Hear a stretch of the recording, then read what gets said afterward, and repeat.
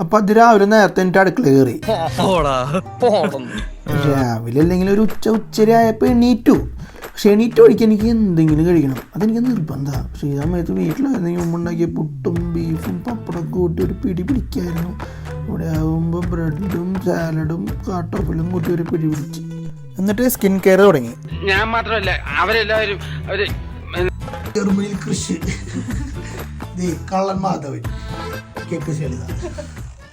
ചുമ്മാ കേളി.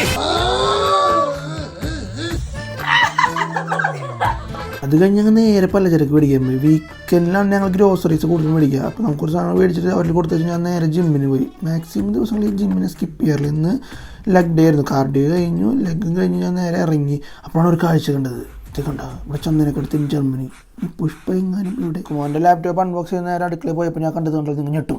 17 തെയ്യാത്ത മച്ചാന് 2 സ്ത്രീകൾ. അത് കഴിഞ്ഞ് മച്ചാൻ എൻ്റെ മുടി വെട്ടി തന്നു. ആ ഗ്യാപ്പിൽ നമ്മുടെ പെൺപടകൾ കുറച്ച് ഫുഡ് ഉണ്ടാക്കിയിട്ടുണ്ടായിരുന്നു. എല്ലാവരും കൂടി അത് കഴിച്ചു. ഞാനിപ്പോൾ കുറച്ച് അരി ഭക്ഷണം, കുറച്ച് പ്രോട്ടീൻ റാപ്പും കടലക്കറിയും ചിക്കൻ മിക്സും കഴിച്ച് അവസാനിപ്പിച്ചു ഇന്നത്തെ ദിവസം.